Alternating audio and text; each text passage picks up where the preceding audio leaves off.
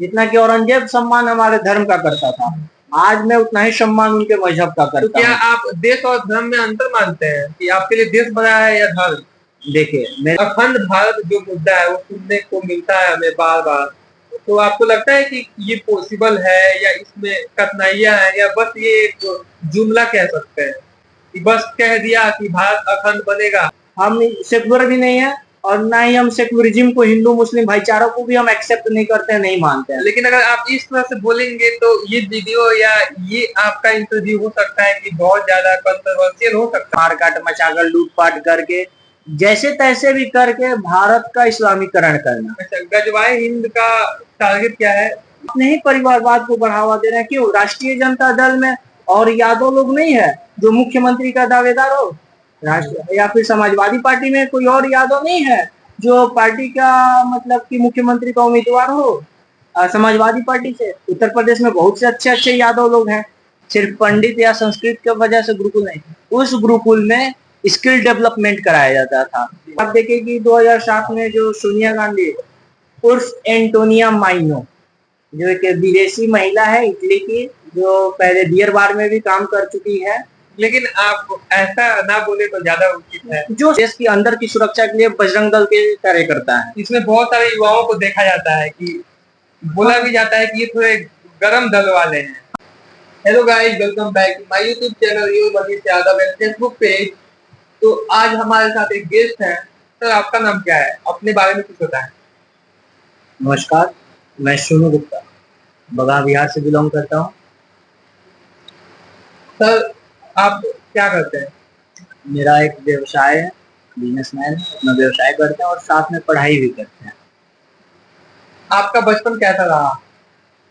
मेरा बचपन शुरुआती दौर में तो काफी अच्छा रहा, सबका प्यार मिला, हर जगह से मतलब पूरा अच्छा से काफी आनंदमय जीवन व्यतीत हुआ। लेकिन बाद में कुछ समय बाद जीवन काफी संघर्षमय हो गया। जब पिताजी किसी मतलब एक समय में उनका मतलब शारीरिक स्वास्थ्य खराब हो गया, तो फिर उसके बाद से मेरा जीवन काफी संघर्षमय बीता। तो आपने उस संघर्ष में क्या-क्या चीजें देखी? जैसे कि बहुत से ऐसे जो यूथ होंगे जो ये वीडियो देखेंगे, हो सकता है किसी के मम्मी या किसी के पापा नहीं होंगे, तो इस चीज को जैसे कि वो इस समय से निकल रहे होंगे, तो इस समय में उनको क्या करना चाहिए? कैसे हिम्मत रखें वो? माता-पिता नहीं होते हैं, तो वो कभी-कभी हिम्मत हारने लगते हैं। उनको आप क्या कहना चाहेंगे? देखिए, ये तो प्राकृतिक चीज है, जो आए हैं उनका जाना तय है। जी। मेरे पिताजी यह समय चले गए, जिसका हमें खेद है, लेकिन हमें ईश्वर पे भरोसा रखना चाहिए। हमें भी उस समय भगवान पे भरोसा था, पूर्ण विश्वास था, और थोड़ा बहुत दिक्कत हुआ, सुख दुख आते जाते रहता है। हमें अपने किसी भी फील्ड में हमें या जो भी ड्रीम है उस पे अडिग रहना चाहिए, हिम्मत नहीं हारना चाहिए और भगवान पे भरोसा बनाए रखना चाहिए। आज नहीं तो कल धीरे धीरे सब ठीक हो जाएगा। जी, तो आप अपने शिक्षा के बारे में कुछ बताना चाहें? मैं जिस विद्यालय में पढ़ा हूँ, आप उसको वर्तमान का गुरुकुल समझ सकते हैं। अच्छा। क्योंकि जिस विद्यालय में मैं अध्ययन किया हूँ, वो विद्यालय विद्या भारती पाठ्यक्रम पे आधारित है, जिसका नाम है सरस्वती शिशु मंदिर। जी, जी, जो पूरे भारत में हजारों की संख्या में उसका संस्था है, ब्रांच है। और उसमें खासकर संस्कृत पे भी बहुत और अच्छा ध्यान उस दिया। विद्यालय में जी, भारतीय वैदिक काल में जो पढ़ाई होती थी जी। गुरुकुल में, उस अनुसार उस पे फोकस कर मतलब विशेष फोकस उस विद्यालय में उसी चीज पे रहता है, अच्छा। उस विषय वस्तु पे रहता है। और भारतीय कल्चर जो प्राचीन में जो लोग फॉलो करते थे, वो आज भी उसमें सिखाया जाता है, बताया जाता है, ताकि बच्चे अपने संस्कृति को हाँ, फॉलो करते अपने हुए संस्कृति को फॉलो, अपने कल्चर को बरकरार रखें। भारतीय शिक्षा के ऊपर आप क्या राय रखते हैं? देखिए, अभी वर्तमान में जो एजुकेशन सिस्टम है, मैकाले शिक्षा पद्धति पे आधारित है। जी। लॉर्ड मैकाले जो एक अंग्रेज था, तकरीबन आज से 250 साल पहले भारतीय शिक्षा व्यवस्था को बदल दिया और अंग्रेजी काला कानून हम पे थोप दिया।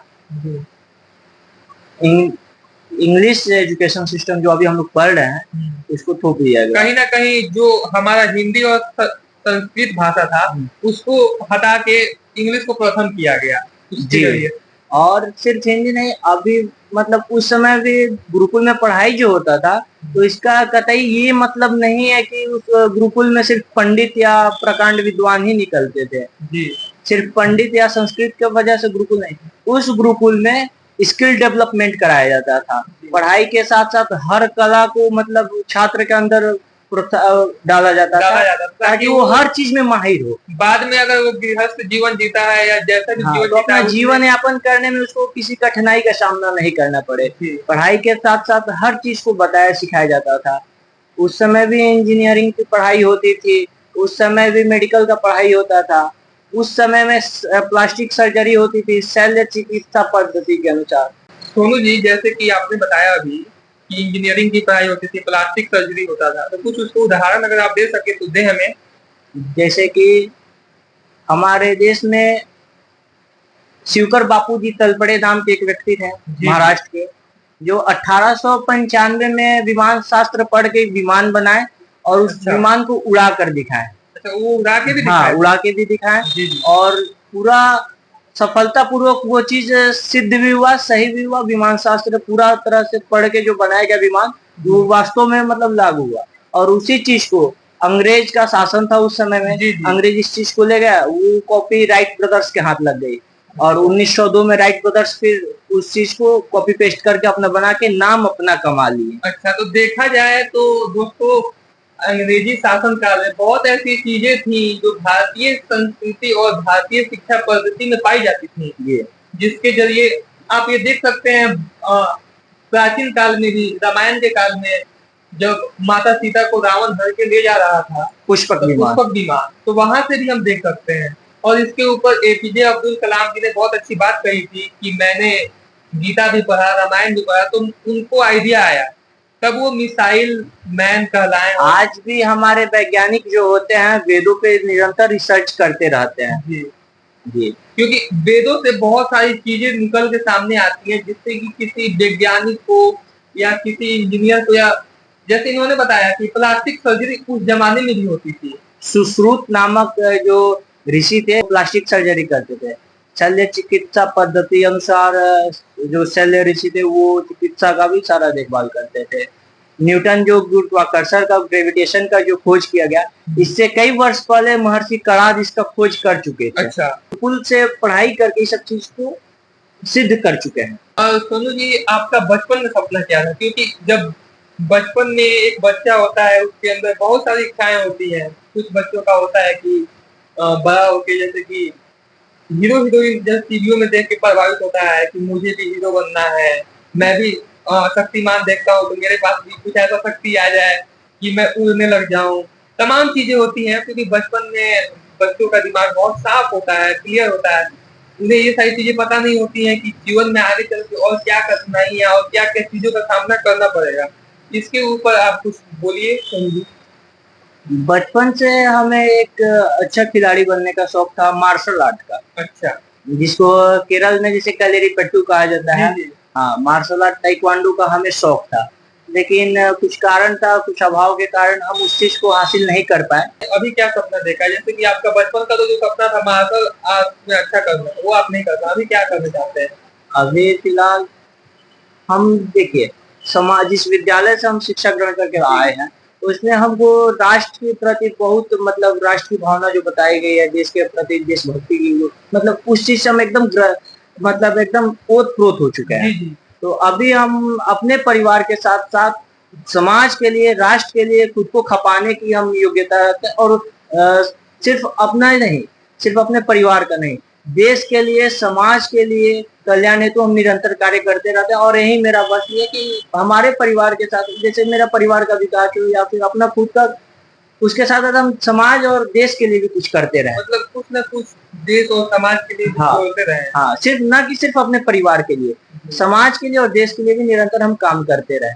क्योंकि अभी के डेट में सब कोई चाहता है कि हमारा बेटा डॉक्टर बने, हमारा बेटा इंजीनियर बने।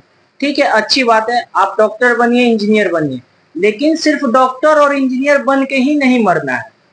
समाज के लिए, देश के लिए भी कुछ ऐसा करना है ताकि आपके नहीं रहने पे भी आपको याद किया जाए। क्योंकि आज के डेट में अगर कोई डॉक्टर मर जाएगा 10 साल बाद उसको भुला दिया जाएगा, कोई इंजीनियर मर जाएगा 10 साल बाद उसको भुला दिया जाएगा, लेकिन आप समाज के लिए, देश के लिए अगर अच्छा किए रहिएगा तो आपके मरने के 100 साल 200 साल बाद भी आपको याद किया जाएगा। जैसे कि देख सकते हैं कि भगत सिंह 23 वर्ष की आयु में उनको फांसी दिया गया, लेकिन उन्होंने क्या कहा कि अगर एक भगत सिंह आज शहीद होता है तो कल को हजारों देश के युवा आजादी के लिए भगत सिंह का रोल निभाएंगे। तो इसमें मैं एक चीज जोड़ना चाहता हूँ, पहले आजादी के पहले जो एक युवाओं के अंदर उत्साह था कि मुझे देश के लिए कुछ करना है, परिवार के लिए कुछ करना है, माता पिता को भी उतना सम्मान देते थे, आज के टाइम में युवा नहीं दे रहे हैं।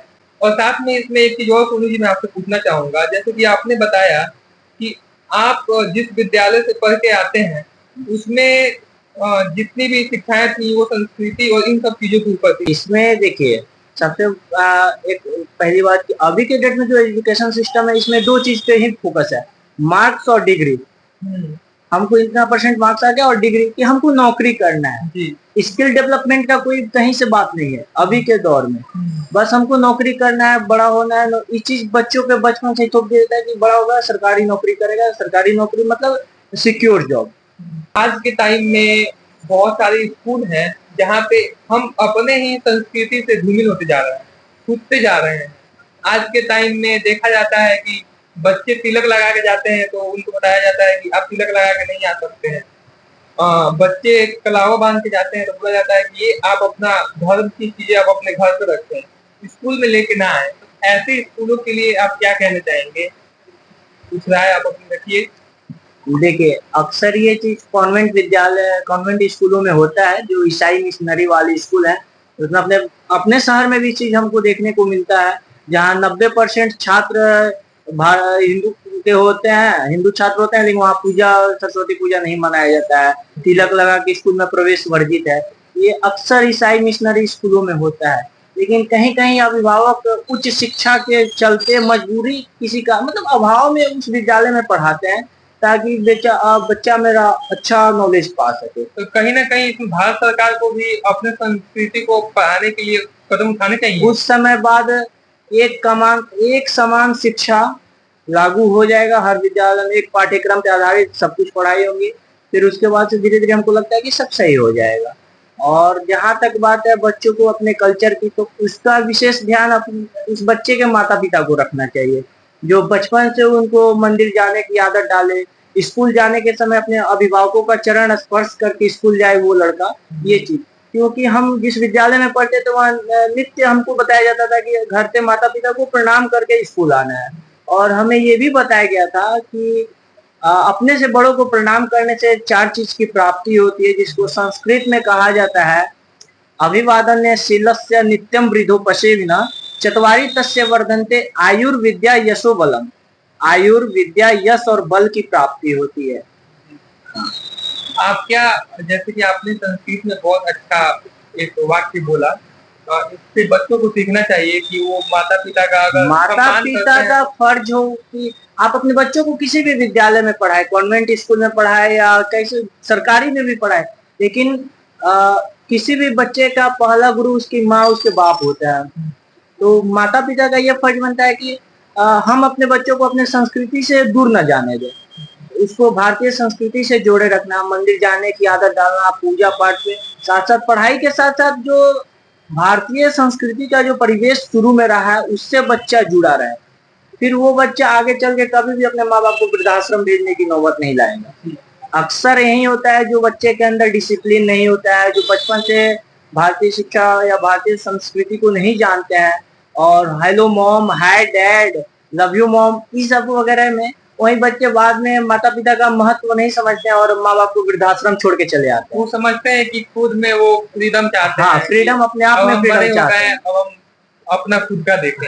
लेकिन वो नहीं देखते हैं कि उनसे भी जिंदगियां जुड़ी हुई है। ये नहीं। तो आप साथ में किसी संस्था से भी जुड़े हैं, कुछ बताएं, क्योंकि आप इतने अच्छे अच्छे बातें हम लोगों के बीच में रख रहे हैं, तो इसलिए मैं पूछना चाहूंगा कि आप किसी संस्था से भी जुड़े हुए हैं? हाँ, हम 2 संस्था से जुड़े हैं, एक बजरंग दल और एक रोटी बैंक। बजरंग दल एक सामाजिक संस्था है, साथ साथ कहा जाए तो जैसे देश की सुरक्षा के लिए बॉर्डर पे जो जवान है देश की सुरक्षा के लिए, उसी तरह देश की आंतरिक सुरक्षा के लिए, देश की अंदर की सुरक्षा के लिए बजरंग दल के कार्यकर्ता है। इसमें बहुत सारे युवाओं को देखा जाता है कि बोला भी जाता है कि ये थोड़े गरम दल वाले हैं। हाँ बिल्कुल, यूथ है तो थोड़ा सा उनका गरम तो मतलब वो रहेगा ही, रवैया रहेगा। रवैया रहेगा ही। यूथ है, युवा जोश है, युवा शक्ति है। उद्देश्य क्या है?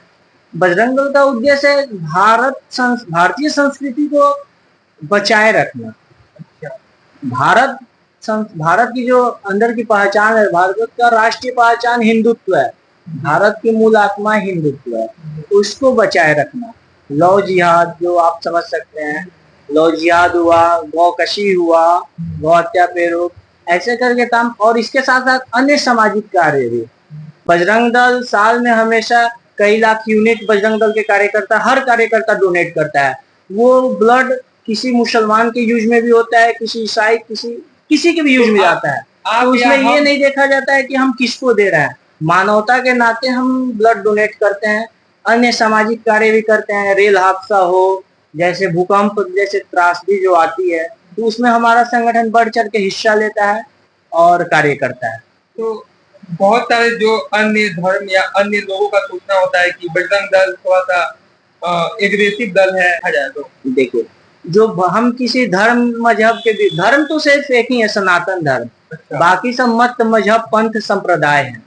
और दूसरी बात की धर्म के अलावा भारत में जो सिख है वो भारतीय हिंदू ही है, जैन भी हिंदू ही है, बौद्ध भी हिंदू, पारसी। बहुत बड़ी बात कह रहे हैं सोनू जी। हाँ, जो बोल रहे हैं सत्य बोल रहे हैं, और बहुत गहराई से ये बात बोल रहे हैं। तो मतलब जो अभी के डेट में अपनी राजनीति रोटी सेकने के लिए कुछ लोग हमें विभाजित कर दे। पहले धर्म से विभाजित किया गया, हिंदुओं को सिख से अलग, बौद्ध जैन सबको अलग बताया जाता है, जबकि कोई अलग नहीं है। और उसी तरफ जातियों में विभाजित धीरे धीरे किया जा रहा है। आप देख सकते हैं, जैसे जाति जनगणना होती है तो मुसलमानों की एक जाति दिखाई जाती है, और हिंदुओं की जाति में ST SC OBC स्वर्ण ऐसे करके दर्शाया जाता है। तो सोनू जी, जैसे कि बजरंग दल से आप जुड़े हैं, तो बहुत सारे लोग आपको ये भी बोलते होंगे कि आप भी और आपका जो दल है वो इस्लाम विरोधी या ईसाई विरोधी है, क्या? नहीं, ऐसा कुछ नहीं है। हम या हमारा संगठन या हमारे जो कार्यकर्ता लोग हैं वो किसी मजहब के विरोधी नहीं है। जो भारत का विरोधी है हम उसके विरोधी हैं, जो हमारे देश का विरोधी है। और देश की सुरक्षा के लिए ही बजरंग दल, विश्व हिंदू परिषद, RSS जैसे स्वयंसेवक संघ की स्थापना हुई है, देश की सुरक्षा के लिए। 1962 में जब भारतीय सेना और चीनी सैनिक आपस में युद्ध कर रहे थे, तब भारतीय सेना की मदद के लिए राष्ट्रीय स्वयंसेवक संघ के स्वयंसेवक ही गए थे। इसको नेहरू जी सम्मानित भी किए थे। तो हमारा किसी भी मतलब मजहब को लेके कोई बैर नहीं है, किसी से इस्लाम को लेके या ईसाइयत को लेके कोई मतलब आप मतभेद नहीं है। हाँ, जो भारत का विरोधी है, जो हिंदू का विरोधी है, हम उसके विरोधी हैं और आजीवन रहेंगे। वो किसी भी धर्म से आता है, चाहे वो हमारा हिंदू ही क्यों ना हो। अगर वो हिंदू होकर भी हिंदुत्व का विरोध कर रहा है और तो देश का विरोध कर रहा है तो हम उसके विरोधी हैं। गलत का विरोध कीजिए, राजनीतिक पार्टी का विरोध कीजिए, किसी व्यक्ति विशेष का विरोध कीजिए, राजनेताओं का, वहां तक सही है। लेकिन आप राजनीति के आड़ में अगर देश का विरोध करते हैं, देश तोड़ने की बात करते हैं, धर्म विरोधी बात करते हैं, तो फिर ये गलत है। और जो देश तोड़ने की बात करते हैं, फिर हम उनको जब हम लोग उनको तोड़ेंगे तो उनकी हड्डियां भी नहीं मिलेंगी। और ठीक है सोनू जी, आपने अपनी जो विचार रखी बहुत अच्छी बात है, लेकिन इसमें एक चीज और पूछना चाहूंगा कि बार बार कहा जाता है कि यहाँ पे जैसे हमारे देश में जो अल्पसंख्यक है उनके बारे में आप क्या राय रखते हैं? देखा जाता है कि वो बहुत प्रॉब्लम में है या उनको वो सारी सुविधाएं नहीं मिलती हैं, इन सब चीजों के ऊपर क्या कहेंगे? इस पे दो चीज पे आप फोकस कीजिएगा। अल्पसंख्यक में, अभी अल्पसंख्यक की जहां तक बात आती है तो सबका सबसे ज्यादा ध्यान मुसलमानों पे जाता है, लेकिन देश की आबादी का 10% हिस्सा जो रहता है उसको अल्पसंख्यक माना जाता है। अभी के दौर में मुसलमान लगभग 30 से 35 करोड़ की आबादी में हो गए हैं, जिसको अल्पसंख्यक नहीं माना जाए। लेकिन अब जहाँ अगर इनकी भी बात करते हैं, मुसलमानों की भी बात करते हैं, तो हमारे देश में मुसलमान जो अल्पसंख्यक लोग हैं, मुसलमान अल्पसंख्यक में जैसे अब्दुल कलाम जी को हमने राष्ट्रपति बनाया, उपराष्ट्रपति हामिद अंसारी जी को बनाया, देश का गृह मंत्री 1989 में अल्पसंख्यक समाज के ही थे, हमने उनको अर्श से फर्श से अर्श तक पहुंचाया। हाँ, और अभी भी लेकिन वो ये चीज जो है यही सारी चीजें देखा जाए तो जैसे बांग्लादेश और पाकिस्तान में जैसे अल्पसंख्यक में जैसे हिंदू लोग हैं, वहां पे उनको वो चीजें नहीं मिल पाती, नहीं मिलती है। लेकिन हमारे देश में राष्ट्रपति तक भी बनाया जाता है अगर उनके अंदर वो क्षमता और वो हमारा समाज सहिष्णु समाज है, इसीलिए हम हर चीज को मतलब एक मर्यादा में रहकर कार्य करते हैं। जहां तक बात है बांग्लादेश में हिंदू पे अत्याचार की, फिर या पाकिस्तान में आए दिन निरंतर होते रहता है। बंटवारे के समय जो कहा गया था कि सब देश वाले अपने अपने देश में अल्पसंख्यकों का ख्याल रखेंगे, हमने उस चीज को पूर्णतः निभाया, लेकिन वो लोग नहीं निभाए। वो लोग आए दिन हमारे बहन बेटियों के साथ बलात्कार करते रहे, हमारे धर्म पे अत्याचार करते रहे, जबरन धर्म परिवर्तन कराया जाता है, जो कि गलत है।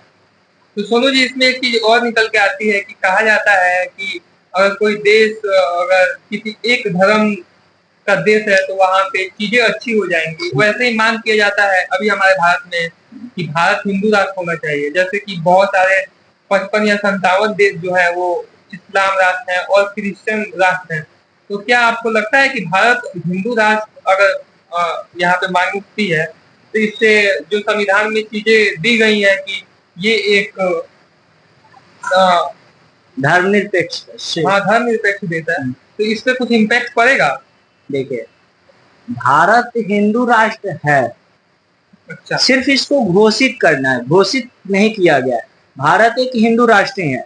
जब 56 इस्लामिक कंट्री हो सकते हैं, 12-13 बौद्धिस्ट कंट्री हो सकते हैं, ईसाई कंट्री हो सकते हैं, तो फिर हिंदू राष्ट्र क्यों नहीं?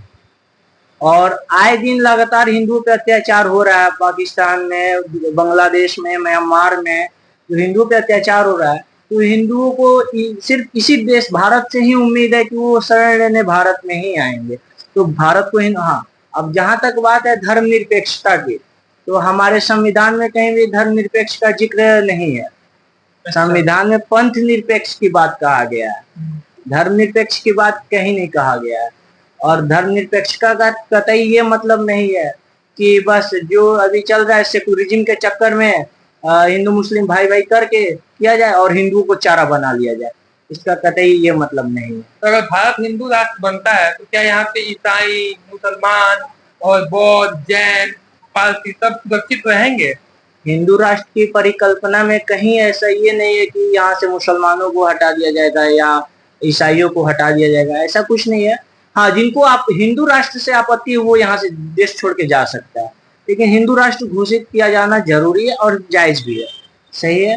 और जहां तक बात है अभी जैसे हमारे मुस्लिम लोग यहाँ रह रहे हैं, कहीं कोई तरह का मतलब भेदभाव नहीं होता है। वो भी देखा जाए तो एक पंचर की दुकान से लेके उनको किंग खान और अब्दुल कलाम तक मतलब वो बनते हैं अपने काबिलियत के अनुसार। हाँ, तो देखा जाए तो कहीं ना कहीं हमारे देश में सबके साथ प्रेम भाईचारा है।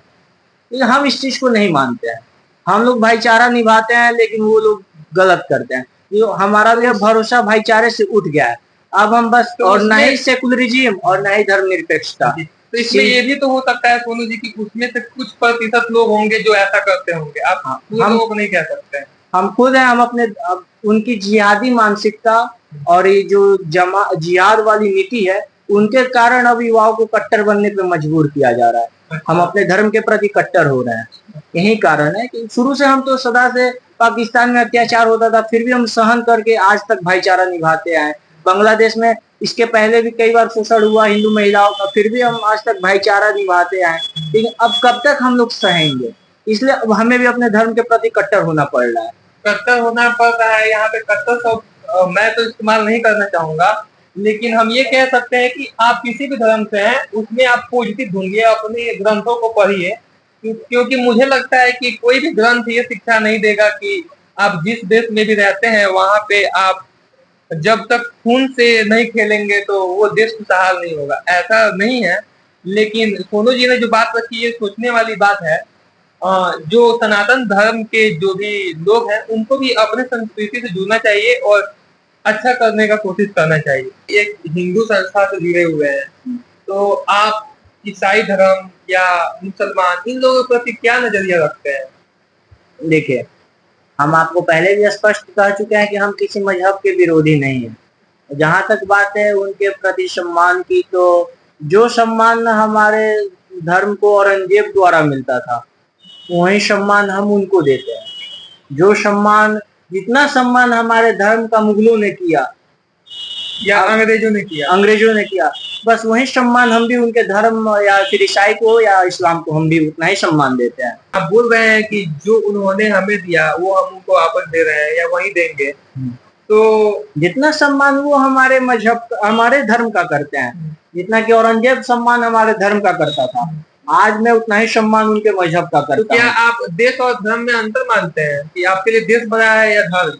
देखिए, मेरे लिए राष्ट्र धर्म सर्वोपरि। श्री राम भी कहे हैं, जननी जन्मभूमि से स्वर्गापि गरीयसी, माँ और मातृभूमि स्वर्ग से भी बड़ी होती है। तो हमारे लिए हमारी देश, हमारा मातृभूमि मेरे लिए सर्वप्रथम है। और दूसरी बात, एक और बात बता दे कि धर्म जो हमारा सनातन धर्म है वो हमारे देश से कतई अलग नहीं है। जैसे कि हमारा शरीर है और हमारे शरीर के अंदर आत्मा है। जब आत्मा नहीं रहेगा तो शरीर का कोई अस्तित्व नहीं रहता है, शरीर मतलब मर चुका हो। ठीक उसी तरह भारत जो है, भारत का मूल आत्मा सनातन है, हिंदुत्व है। हिंदुत्व के बगैर भारत अधूरा है, भारत का कोई कल्पना ही नहीं किया जा सकता। लेकिन देखा जाए तो कई हजार सालों तक इसी चीज को धूमिल किया गया, अलग अलग धर्म। हमारा जो संस्कृति है सनातन, जो अनादि अनादि काल से चलता आ रहा है और अनंत कब तक रहेगा, जब तक इस सृष्टि है तब तक हमारा संस्कृति रहेगा। कहा जाता है ना, वो बादशाह और शहंशाह भी मिट गए जिनको अपने खुदा पे गुमान था, और वो पत्थर भी डूबने से बच गया है जिसपे श्री राम का नाम था। तो वही चीज है, हमारा संस्कृति जो है, हमारे देश में अनेकों योद्धा हुए, लड़ाके हुए, जो अपना जान गंवा कर अपना बलिदान देकर और देश को बचाए रखा। लेकिन आज भी वैसे युवा है जो अपना सर्वस्व न्यौछावर करके देश के लिए, राष्ट्र के लिए सदैव समर्पित रहते हैं। वैसे युवा बहुत कम है, क्योंकि आज के वक्त में युवा नशा में और अपने जीवन के प्रति एक नजरिया साफ नहीं रखते। उन युवाओं के लिए आप क्या कहना चाहेंगे? वो कैसे देश के लिए सेवा करेंगे जब वो खुद ही पहले अपना खुद का मानसिक और क्या बोलते हैं स्वास्थ्य के रूप में अपना खुद का सेवा नहीं कर रहे हैं, अपने आप को बिगाड़ रहे हैं, तो उनको आप क्या कहेंगे? देखिए, कैसे देश आगे बढ़ेगा? इसमें तो हम ये कहें, सबसे पहले तो मैं खुद इस चीज का लत था। मैं भी किसी चीज का नशा करता था। अच्छा। लेकिन एक समय में हमारा एक मित्र मिला जो बहुत अच्छा मित्र, खैर जन्म से वो महिला है लेकिन बहुत अच्छी मित्र है, जो हमें बहुत बारीकी से बहुत कुछ बताई सिखाई, और फिर उनकी बातों को हम मान के हम नशा करना छोड़ दिए। और उसमें कुछ रखा भी नहीं है। युवाओं से हम यही अपील करेंगे, यही निवेदन करेंगे कि नशा में, स्मोकिंग में, ड्रिंकिंग में, सब में कहीं कुछ नहीं रखा है। एकदम मतलब शरीर खराब होने ये आपके लिए थोड़े टाइम के लिए खुशी प्रदान करता है, मानसिक या शारीरिक, थोड़े देर के लिए खुशी के लिए, फिर वो जीवन को धीरे धीरे खराब कर रहा है। मैं तो छोड़ दिया हूँ, मतलब और युवाओं की बात कर रहा हूँ। जब ईश्वर इतना अच्छा शरीर दिया है तो बेहतर ये होगा कि हम उसको खान पान करके अपने शरीर को और बलिष्ठ बनाए और अच्छा बनाए।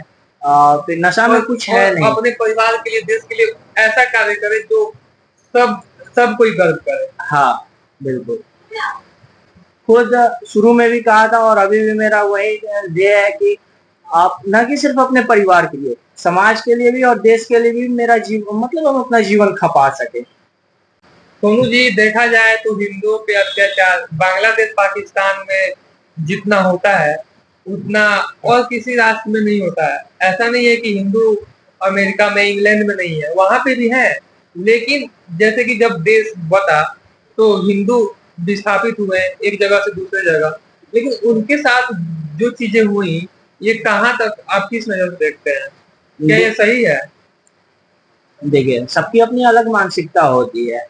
वो लोग जिहादी लोग जिहाद में फंस चुके हैं। उनका बस एक ही एजेंडा है, गजवाए हिंद। अपनी संख्या बढ़ाकर, मारकाट मचाकर, लूटपाट करके, जैसे तैसे भी करके भारत का इस्लामीकरण करना। अच्छा, गजवाए हिंद का टारगेट क्या है, अगर आप बताना चाहें? गजवाए हिंद उन लोग का एक एजेंडा था, एक ड्रीम था जिसका नाम है गजवाए हिंद। जिसका गजवाए शब्द शायद उर्दू का शब्द है और हिंद मतलब अपना देश, जो भारत, हिंदू भूमि या हिंदुस्तान जो भी कहिए। तो इसमें उनका हुकूमत। अच्छा। तो इसका उन्होंने टारगेट भी दिया था 2047 तक भारत को कैसे भी करके मतलब जैसे तैसे कुछ भी जिहाद जकात जमात कुछ भी जैसे करके कि भारत पे इस्लाम का हुकूमत लाना, जिसको दूर दूर तक ये सपना सपना ही रह जाएगा उन लोगों का, कभी साकार नहीं होगा। क्योंकि हमारे देश में, हमारे भारत में, भारत माता के पास ऐसे ऐसे शूरवीर योद्धा हैं, मोदी जी, योगी जी जैसे दिग्गज नेता हैं, जो जिनके शासन में उनका सपना 100 साल और पीछे चला गया, जो कभी संभव ही नहीं है। और हाँ, हम जैसे युवा सदैव तत्पर हैं अपने मातृभूमि के लिए, अपना सर्वस्व न्यौछावर करके मातृभूमि की रक्षा के लिए। और जो सलूक अगर किया जा रहा है बांग्लादेश और पाकिस्तान में हिंदुओं के साथ माइनॉरिटीज के नाम पे, या उनका धर्म परिवर्तन हो या जबरन शादी करना हो, तो भारत में या आप इन दो देशों में क्या अंतर देखते हैं? देखिए, यही तो हम बोल रहे हैं ना कि हमारा समाज सहिष्णु समाज है। सब कुछ सहते हुए भी हम अब तक कितना हम भी सहेंगे। इसलिए एक कहा जाता है कि सठे साठ्यम समारचेत। दुष्टों के साथ जब तक दुष्टता जैसा व्यवहार नहीं कीजिएगा, तब तक वो सुधरेंगे नहीं। लातों के भूत तो बातों से नहीं मानते हैं। ठीक वही हमारे देश में अवैध रूप से लगभग करोड़ों बांग्लादेशी मुसलमान जो यहाँ रह रहे हैं अवैध रूप से, उनके साथ भी वही दुष्टता का व्यवहार अब हमें भी करना चाहिए। सही समय आ गया है, ताकि फिर, क्योंकि इन लोगों में बहुत कॉमन चीज है कि फिलिस्तीन में अगर कुछ होता है, वहां के मुसलमान के साथ अगर कुछ होता है, तो यहाँ के मुसलमान भाईचारे के नाते यहाँ पे उनके लिए आवाज उठाते हैं। तो यहाँ के उन अवैध बांग्लादेशियों पे जब हम लोग वार करेंगे, तो फिर वहां वाले हिंदू पे वार रोकेंगे। जहां तक हमको ये लगता है कि ये सही भी हो सकता है, और ऐसा ये होना आपका मतलब एक अब मेरा विचार है, अपना अलग विचार है। विचार है। हम ये मतलब ये आप थोप नहीं सकते, थोप नहीं किसी के सकते, प्रति लेकिन यही मेरा सच विचार है हाँ, कि अगर ऐसा किया जाए तो ऐसा हो भी सकता है। अखंड भारत जो मुद्दा है वो सुनने को मिलता है हमें बार बार, तो आपको लगता है कि ये पॉसिबल है, या इसमें कठिनाइयां हैं, या बस ये एक जुमला कह सकते हैं कि बस कह दिया कि भारत अखंड बनेगा? क्योंकि देखा जाए तो बांग्लादेश पाकिस्तान एक अलग देश के रूप में देखा जाता है, तो उनको जोड़ना बहुत मुश्किल है। तो क्या ये हो सकता है? देखिए, अखंड भारत सिर्फ हमारा सपना नहीं है, अखंड भारत हमारा संकल्प है, और हम हर उस संकल्प को पूर्ण करेंगे। जैसे कि 500 साल पहले जो राम मंदिर का जो था हमारा मंदिर, जो तो उस समय भी, आज से कई वर्ष पहले भी हमने संकल्प लिया था कि सौगंध राम की खाते हैं, मंदिर वहीं बनाएंगे, और हिंदू समाज ने उस संकल्प को पूर्ण किया। उसी तरह राष्ट्रवादी युवा फिर से इस संकल्प को भी पूर्ण करेंगे, अखंड भारत के संकल्प को। अखंड भारत सिर्फ सपना नहीं है, संकल्प है, दृढ़ संकल्प है।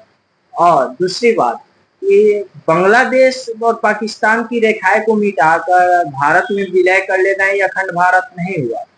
बल्कि जैसे बलूचिस्तान में आज आवाज उठ रही है भारत में विलय की, किसी समय में जम्मू कश्मीर में पाकिस्तान का झंडा लहराया जाता था, पाकिस्तान जिंदाबाद का नारा लगाया जाता था, और कभी हम ये सोचे भी नहीं थे कि पाकिस्तान के हिस्सा में जो बलूचिस्तान जगह है, वहां पे भारत माता की जय गूंजेगा। ये कभी हम सोचे भी नहीं थे। आज वो परिस्थितियां ऐसी बन गई है कि बलूचिस्तान भारत का, भारतीय संस्कृति को अपनाना, बलूचिस्तान के लोग भारत में विलय करना चाहते हैं, भारत में आना चाहते हैं। तो पाकिस्तान का एक हिस्सा है, और वहाँ के लोग भारत माता की जय, मतलब भारतीय संस्कृति को धीरे धीरे अपना रहे हैं।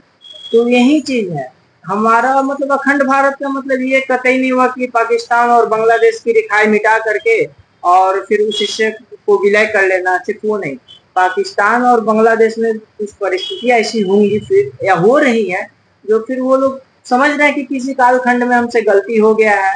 अब उस फिर अपने अंदर भारतीयता को ला रहे हैं, और जब उनके अंदर भारतीयता आ जाएगी तो फिर पूरा भारत अखंड भारत हो जाएगा। तो ये हम कब तक देखेंगे? अगर आप बोल रहे हैं कि भारत अखंड बनेगा, तो क्या आप लोग कुछ टाइमलाइन जानते हैं या देना चाहेंगे? प्रयास तो हम सब अपने अपने मतलब कार्यों के अनुसार सब कुछ संगठन के माध्यम से प्रयासरत में है।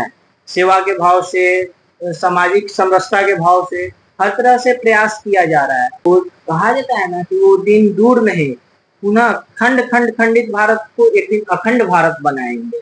तो सपना जरूर, सपना नहीं, वो संकल्प जरूर साकार होगा।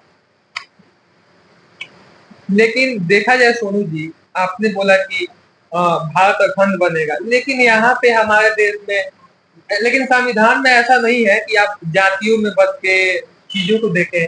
क्योंकि खुद संविधान को जब अम्बेडकर जी ने लिखा, उसके पहले उनके साथ बहुत सारी चीजें घटित हुई वो जीवन में पढ़ना चाहते थे, लेकिन उनके साथ बहुत सारा दुर्व्यवहार किया गया। लेकिन उन्होंने एक संकल्प लिया कि नहीं, मुझे अपनी शिक्षा पूरी करनी है। और उसके बाद हम लोगों ने देखा कि उन्होंने संविधान का रचना किया। फिर उसके बाद हमारे देश में लोकतांत्रिक व्यवस्था से चुनाव होने लगा। लेकिन यहाँ पे ये सारी चीजें नहीं है कि आप जाति के नाम पे वोट मांग सकते हैं, लेकिन देखा जाता है कि यहाँ पे लोग भी कुछ जातियों में बटे हुए हैं और साथ में जाति के नाम पे, पार्टी के नाम पे वोट देते हैं। तो ऐसे जब तक समाज चलता रहेगा तो कैसे अखंड भारत होगा? जब तक हमारा लोगों का मानसिकता एकजुट नहीं होगा तो कैसे होगा, बताइए। देखिए, जहाँ तक बात है संविधान की या फिर संविधान अखंड भारत के हिंदू राष्ट्र की तो संविधान में संशोधन किया जा सकता है, ठीक है। कुछ फेरबदल करके संविधान में संशोधन करके जैसे कि राजीव गांधी के समय में भी ये चीज हुआ था। हमारा भारत देश न तो धर्म निरपेक्ष है, पंथ निरपेक्ष है। सिर्फ धर्म और पंथ में अंतर होता है, ये चीज ध्यान रहे। भारत पंथ निरपेक्ष है, धर्म निरपेक्ष नहीं है। अम्बेडकर जी के संविधान में पंथ निरपेक्ष का जिक्र किया गया है, जो बहुत कम लोग जानते हैं। पंथ निरपेक्ष है, धर्म निरपेक्ष हमारा देश नहीं है। और दूसरी बात सेकुलरिज्म की जहां तक आती है तो हमारे सेकुलर शब्द का जिक्र 1974 में इंदिरा गांधी इसको संविधान में जुड़वाई। उसके पहले अम्बेडकर जी के संविधान में कहीं सेकुलर शब्द का जिक्र नहीं था। और दूसरी बात एक और चीज की, कांग्रेस के शासनकाल में जितना शोषण भी संविधान के साथ हुआ है, जो लोग भारतीय लोगों के साथ संविधान जो अम्बेडकर जी जो चाहते थे उसको नहीं किया गया। अम्बेडकर जी भारत पाकिस्तान विभाजन को पूर्णतः खत्म करना चाहते थे ताकि ये मसला ही नहीं रहे। आप अम्बेडकर जी का किताब जीवनी का जो किताब उसको अगर आप देखेंगे तो ये चीज आपको मिल जाएगा। लेकिन नेहरू के बदौलत अपने सत्ता को बचाए रखने के लिए उसने मुस्लिम तुष्टीकरण की राजनीति के लिए एक ऐसा षड्यंत्र रचा, ऐसा गेम खेला गांधी जी के साथ में, और अपने सत्ता में धाक जमाए रखने के लिए, देश पे कब्जा, देश पे वर्चस्व बनाए रखने के लिए। भारतीय संविधान में एक ऐसा चीज था कि संविधान को खोलने मात्र से, देखने मात्र से लगे कि ये भारत का संविधान है, जिसके लिए भारतीय संविधान पे श्री राम दरबार का सचित्र था, शिव परिवार का सचित्र था, महाराणा प्रताप, गोविंद सिंह, छत्रपति शिवाजी महाराज, ऐसे योद्धाओं का चित्र लगा हुआ था, जिसको नेहरू जी हटवा दिए, ठीक है। देखिए 1951 में नेहरू जी एक एक्ट लागू किए थे, हिंदू धर्म दान एक्ट, जिसके तहत हम जो भी चढ़ावा चढ़ाते हैं उसका 80% हिस्सा राज्य सरकार टैक्स के रूप में ले लेती है। और उस पैसे से मदरसा में भी सब्सिडी, हज करने के लिए सब्सिडी भी दिया जाता था। पहले मुसलमान लोग जो हज करने जाते थे ऐसे करके तब, लेकिन किसी भी मस्जिद या चर्च से 1 रुपए का टैक्स नहीं लिया जाता है, बल्कि उनको हज करने के लिए सब्सिडी दी जाती है। और हिंदुओं से, मंदिरों से टैक्स लिया जाता है। पहला नेहरू जी ये किया जो कदापि नहीं करना चाहिए। फिर जम्मू कश्मीर में 370 धारा को लागू करना, एक देश में 2 संविधान 2 झंडा, जो कदापि गलत है। उसके बाद आप देखिए कि इंदिरा गांधी क्या की कि गौकशी पे जो कानून लागू करना था उससे भी धोखाबाजी करके, इनके साथ शास्त्री जी महाराज के साथ गद्दारी करके इंदिरा गांधी, और 7 नवंबर 1966 को दिल्ली में हजारों साधुओं को और गाय को गौ पर गोली चलवाई इंदिरा गांधी। ऐसे करके तमाम ऐसे हिंदू विरोधी कार्य कांग्रेस सरकार की है। और जैसे कि आप देखें कि 2007 में जो सोनिया गांधी उर्फ एंटोनिया माइनो, जो एक विदेशी महिला है इटली की, जो पहले बियर बार में भी काम कर चुकी है। लेकिन आप ऐसा ना बोले तो ज्यादा उचित है। जो सत्य है वही हम बता रहे हैं, सत्य बोलने में हमको कोई डर नहीं है। जो हम देखिए, हम सेकुलर भी नहीं है और ना ही हम सेकुलरिज्म को, हिंदू मुस्लिम भाईचारा को भी हम एक्सेप्ट नहीं करते हैं, नहीं मानते हैं। लेकिन अगर आप इस तरह से बोलेंगे तो ये वीडियो या ये आपका इंटरव्यू हो सकता है कि बहुत ज्यादा कंट्रोवर्शियल हो सकता है। हम जब गलत बोलेंगे तब ना जी, हम जब गलत बोलेंगे तब हमें डर रहेगा। हम जो बोल रहे हैं सही बोल रहे हैं, सत्य बोल रहे हैं। और अभी एक और दूसरी बात की, किसी भी देश को जो खोखला करना है, जब खोखला करना रहता है ना, तो सबसे महत्वपूर्ण काम ये किया जाता है कि उसकी राष्ट्र की जो संस्कृति जो होती है उसको खत्म कर दिया जाता है। इसमें क्या हुआ कि भारतीय हीरो को छुपा दिया गया, अकबर को महान, औरंगजेब को महान, मुगलों को महान, खिलजी को, ऐसे करके, और राणा प्रताप, गुरु गोविंद सिंह, छत्रपति शिवाजी महाराज को, मतलब उनकी वीरता को कम दर्शाया गया। भगत सिंह को आतंकवादी बताया गया। भारतीय इतिहास की किताबों में आप पढ़ेंगे तो भगत सिंह को आतंकवादी अशफाक बिस्मिल्लाह खान को आतंकवादी बताया गया। तो ये सब चीज जो है कांग्रेस के शासनकाल में हुआ तो कदापि गलत है। और जहां तक बात है जातिवाद की, तो ये काम भी कांग्रेस ही करते आई है। हिंदुओं को जाति में बांटने का काम भी कांग्रेस सरकार करते आई है। एक तरफा हम उसी को दोष देंगे, परिवारवाद की राजनीति हो, लेके जात को देख के नेता चुना जाता है, जबकि हम नेता चुन रहे हैं। कोई आप मतलब ये नहीं है कि परिवार का कोई मतलब ऐसा कुछ नहीं है कि हमको रिश्तेदार चुनना है, बहनोई या दामाद या मतलब कोई ऐसा तो मतलब ये नहीं है कि हमको वो चुनना है। हमको तो एक अच्छा नेता चुनना है। लेकिन यहाँ पे लोग मतलब अपने अपने जाति को देख के नेता नहीं चुनते, अपने जाति को मतलब देख के बस ये सोचते हैं कि ये हमारे जाति का है तो हमारे जाति का विकास, ऐसा भी बिल्कुल गलत है। हमें एक राष्ट्रवादी नेता चुनना चाहिए। पहले में ये चीज ज्यादा होता था और देखने को भी मिलता था कि पहले लोग जाति के नाम पे वोट वगैरह देते थे। अब समय के अनुसार जैसे समय बदल रहा है, लोग भी धीरे धीरे शिक्षित होते जा रहे हैं, सोशल मीडिया का जमाना है, तो अब वो चीज नहीं है और पहले से काफी बदलाव भी है। और हम सबका प्रयास है कि हिंदू समाज जो हमारा जाति में बंटा था, अब वो धीरे धीरे मतलब संगठित हो रहा है। हम सब भी निरंतर प्रयास करते हैं सामाजिक समरसता के भाव से माध्यम से कि हमारा समाज संगठित हो। और हमें जात पात पे नेता नहीं चुनना, हमें एक ऐसा नेता चुनना है जो राष्ट्र को अच्छा से चला सके, हमारा देश मजबूत हो, हमारे देश का विकास हो, हमारे क्षेत्र का विकास हो। लेकिन राजनीति में जैसे कि आपने बताया, बहुत अच्छी बात कही कि अब आजकल जैसे परिवर्तन पहले से अब आ रहा है। लेकिन बहुत सारे ऐसे राजनीतिक दल हैं जो परिवारवाद को लेके चलते हैं। इसमें देखा जाए तो बीजेपी को भी कहा जा सकता है कि राजनाथ सिंह के लड़के हो गए, या तमाम और भी बड़े लीडर्स हैं, उनके भी लड़के राजनीति में हैं।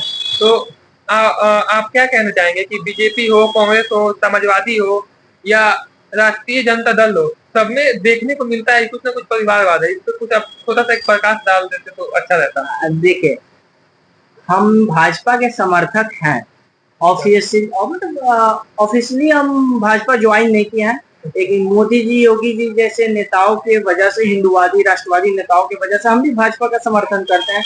क्योंकि भारतीय जनता पार्टी की जो विचारधारा है भारतीय संस्कृति से मिलती जुलती है, वो भारतीय संस्कृति के आधार में ही काम करती है, इसलिए हम भाजपा के समर्थक हैं। और इसमें जहां तक बात है परिवारवाद की, तो आप ये देखिए कि भारतीय जनता पार्टी में पार्टी का राष्ट्रीय अध्यक्ष जैसे अभी नड्डा जी हैं, उनके पहले अमित शाह थे, उनके पहले कोई और था।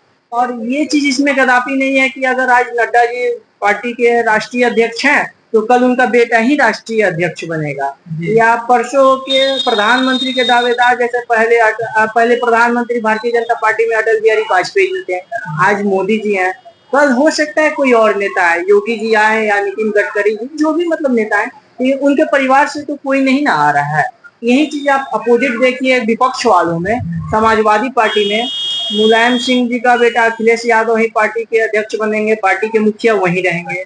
लालू यादव को भी देखिए तो पार्टी के मुखिया वही, उनकी पत्नी, उनकी बेटी, उनका बेटा, पूरा परिवार, उनका भाई, उनका भतीजा, पूरा परिवारवाद उसी में है। यही चीज है परिवारवाद। एक दो नेताओं की वजह से आप मतलब पूरे भाजपा को नहीं कहिए, ऊपर के नेता जो पार्टी में जो है, जो लोग अपने ही परिवारवाद को बढ़ावा दे रहे हैं। क्यों? राष्ट्रीय जनता दल में और यादव लोग नहीं है जो मुख्यमंत्री का दावेदार हो, या फिर समाजवादी पार्टी में कोई और यादव नहीं है जो पार्टी का मतलब कि मुख्यमंत्री का उम्मीदवार हो। समाजवादी पार्टी से उत्तर प्रदेश में बहुत से अच्छे अच्छे यादव लोग हैं, तो उनको आगे नहीं करके सिर्फ अपना ही पद पे बैठे रहना, वो तो परिवारवाद दिखता है। और ये चीज आपको भाजपा में कहीं नहीं दिखाई देगा।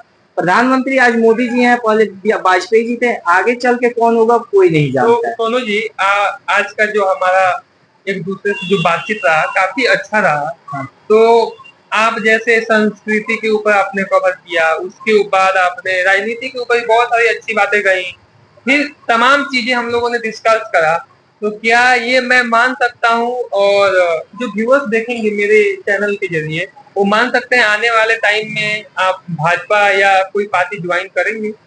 देखिए, अभी तो उस पर हम कोई विचार नहीं किए हैं, लेकिन हम आपको पहले भी बता दिए, अभी भी फिर से बता दे रहे हैं कि हम मतलब कि ऑफिशियली कोई पार्टी ज्वाइन नहीं किया है। और हमारा मतलब कि चुनाव नेता बनने का कोई वैसा मूड भी नहीं है, या बस हमारा एक मिशन है, हमारा एक ड्रीम है कि हाँ, हमारा जो देश है वो हमारी संस्कृति जो है वो बरकरार रहे, हमारे देश के युवा अपने संस्कृति को फॉलो करें।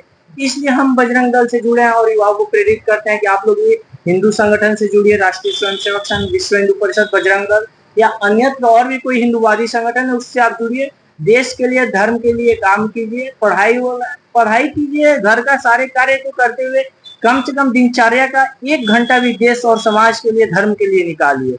क्योंकि अभी आप वर्तमान की परिस्थिति देखिए कि जो बांग्लादेश की प्रधानमंत्री हैं, उनको देश छोड़ के भागना पड़ा। उनके पास पैसा भी था, पावर भी था।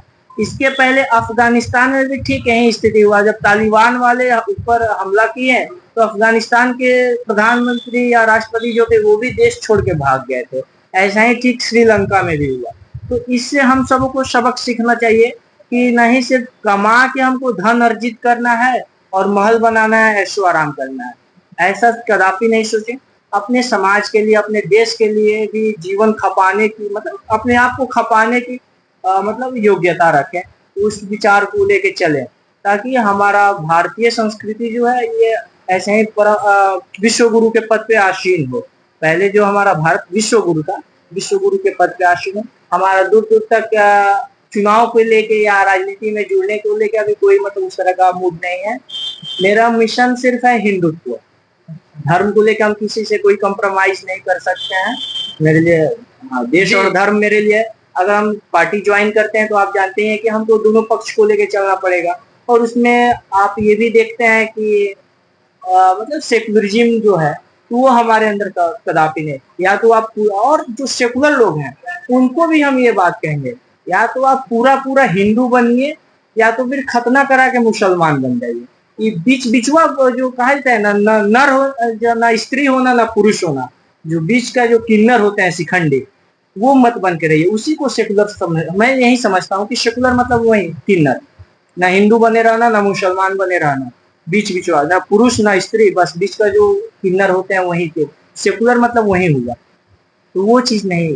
ठीक है सोनू जी, आपने आज बहुत सारी बातें रखी जिससे कि हमारे यूट्यूब के जरिए बहुत से और फेसबुक पेज के जरिए बहुत से लोग बहुत सारी चीजें कमेंट के जरिए अपनी राय रखेंगे। और ऐसे ही अच्छे अच्छे वीडियो देखने के लिए आप हमारे चैनल को सब्सक्राइब करें और ऐसे चैनल्स को आप प्रमोट करें ताकि वो एक अच्छा इनिशिएटिव लेके समाज में एक अच्छा चीज़ पहुंचा सकें।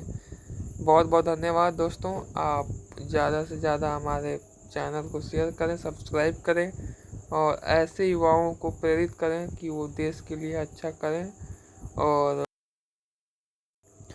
बहुत बहुत धन्यवाद दोस्तों। जय हिंद।